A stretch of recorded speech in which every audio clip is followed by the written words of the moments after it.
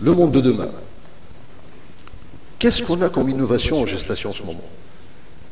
Si je vous dis qu'est-ce qui se passe, vous allez me parler d'intelligence artificielle. Bien évidemment, on ne peut pas passer à côté. Impression 3D. Qu'est-ce qu'on a d'autre? La reconnaissance faciale. La voiture autonome. Bien évidemment. Alors, c'est marrant parce que la voiture autonome, si on prend cet exemple, elle a été pensée par qui? Pas par les constructeurs automobiles. Elle a été pensée par Tesla, Google, Apple. Pourquoi est-ce qu'on est dans quelque chose de très innovant? Parce que là, on est vraiment dans la disruption, dans une innovation disruptive. C'est-à-dire qu'on est carrément à l'inverse de ce qu'on a connu jusqu'à aujourd'hui. Une voiture qui se conduit toute seule. Eh bien, parce que on est face à des gens qui n'ont pas cogité comme cogitent les industriels de l'automobile, mais qui se sont dit, qu'ils ont réfléchi à un ordinateur sur roue. Ils n'ont pas pensé à une voiture, ils pensent d'abord ordinateur sur roue. Et ça change toute la donne. C'est-à-dire qu'on n'a plus du tout la même manière de prendre les choses. Vous avez entendu certainement parler du jeu de Go, où il y a une machine fabuleuse qui a gagné contre le champion du monde du jeu de Go. Alors le jeu de Go, c'est juste le jeu le plus compliqué, le plus complexe que l'homme a créé, qui va au-delà des échecs. Alors le champion du monde a été battu par une machine. Ça, c'était l'année dernière, une machine qui a été créée par Google. Et aujourd'hui, alors comment cette machine elle a fonctionné? Eh bien, c'est parce qu'on lui a expliqué comment ça marche, comment est-ce qu'il faut faire, et puis petit à petit, hop, elle a appris ce qu'on appelle le deep learning, donc c'est machine learning, qui a appris tout de suite à avoir des stratégies meilleures que l'homme. Eh bien, cette machine dont je vous parle aujourd'hui, elle est déjà obsolète. Parce qu'il vient de se rétaler par une autre machine. Elle lui a donné, mais alors une raclée du siècle, 100 à 0. Donc il y a une autre machine qui est venue beaucoup plus forte, 100 à 0. C'est-à-dire que la fameuse machine dont on parle n'a pas gagné une seule partie. Et alors tenez-vous bien, c'est que cette nouvelle machine, elle a appris toute seule le jeu. Elle a appris toute seule, c'est-à-dire qu'on lui a donné juste les règles, elle a dit voilà les règles, voilà comment ça se passe, et voici l'objectif.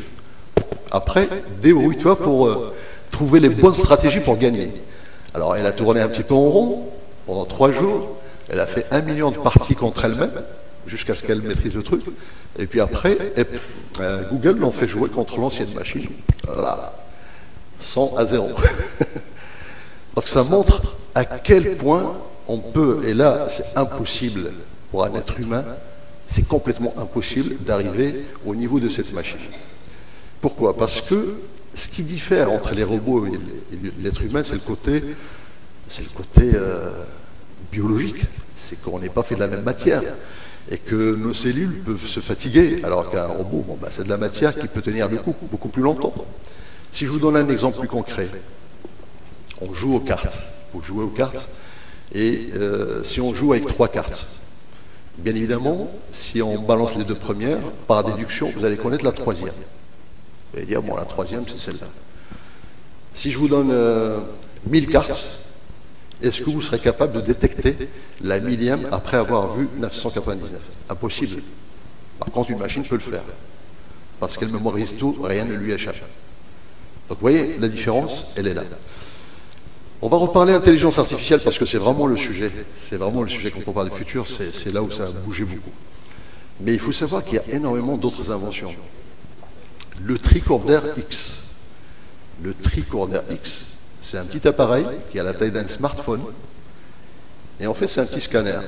Vous le passez sur votre corps, il y a 54 points qui sont checkés. Il va vous dire si vous êtes malade, si vous allez tousser demain, etc. Et il peut vous donner votre état de santé. Alors, grâce à cet appareil-là, on n'a plus besoin d'aller voir le médecin. Voici un métier qui semble menacé. Le métier des médecins, ils vont faire quoi? Parce que les généralistes, ils vont plus servir à grand-chose. Si c'est juste pour donner une ordonnance, même avec ce tricorder X, vous appuyez sur un bouton, l'ordonnance, elle sort. Ou alors mieux, ça part déjà à la pharmacie par Internet. Mais il y a des alternatives pour que les médecins, effectivement, puissent prendre de la valeur. Ça, on va le voir à la fin. Comment est-ce qu'ils peuvent réagir par rapport à ça? Watson, vous avez déjà entendu parler de Watson? Ordinateur d'IBM. Bah, Watson, bon, aussi, il gagne les échecs contre les champions.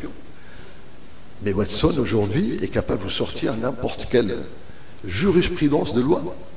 C'est-à-dire que demain, parce qu'on, surtout en Amérique, vous venez avec une jurisprudence, c'est-à-dire que telle affaire a été jugée positive ou négative, vous venez avec ça, et hop, le tribunal vous donne accord, il fait pareil. Eh bien, Watson, il a toutes les jurisprudences, donc vous n'avez plus besoin d'avocat. À la limite, hop, vous pianotez, monsieur, voici la jurisprudence. Donc derrière, bah, voilà, donc, vous n'avez plus besoin d'être accompagné par un avocat. Voilà encore un autre métier. Alors les avocats sont en pleine cogitation pour dire qu'est-ce qu'on va faire demain, ils paniquent. Mais il y a d'autres possibilités également pour eux. La reconnaissance faciale. La reconnaissance faciale, c'est quelque chose qui est quand même extraordinaire.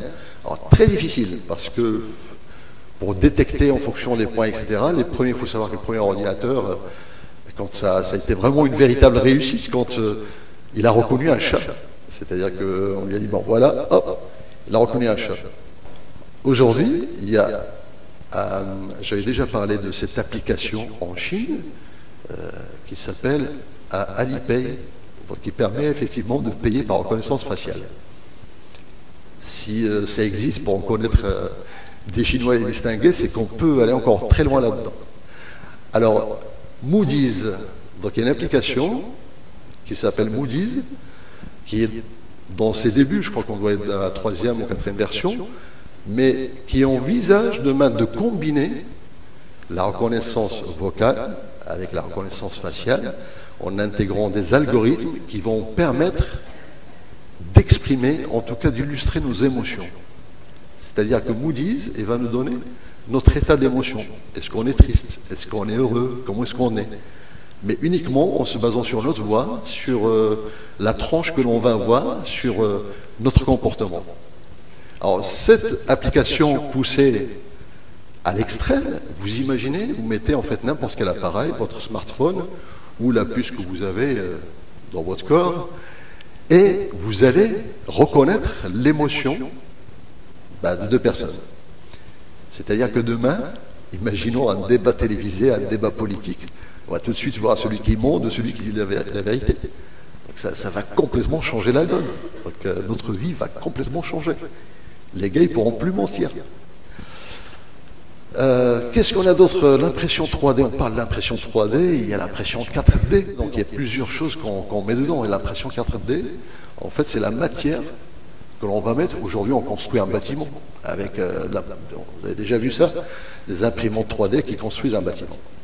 Demain, au lieu de mettre du ciment, de la matière qui va tenir le bâtiment, on va mettre des matières où il y a un peu de matière organique, c'est-à-dire qu'ils vont réagir soit par rapport au climat, soit par rapport au toucher, au sensoriel, etc. Et donc le fait d'injecter des éléments dans la matière même qui va permettre de construire les choses, vous pouvez avoir demain une maison qui va interagir en fonction de la température extérieure. Donc s'il gèle dehors, vous l'avez programmé, c'est-à-dire que les murs vont être programmables.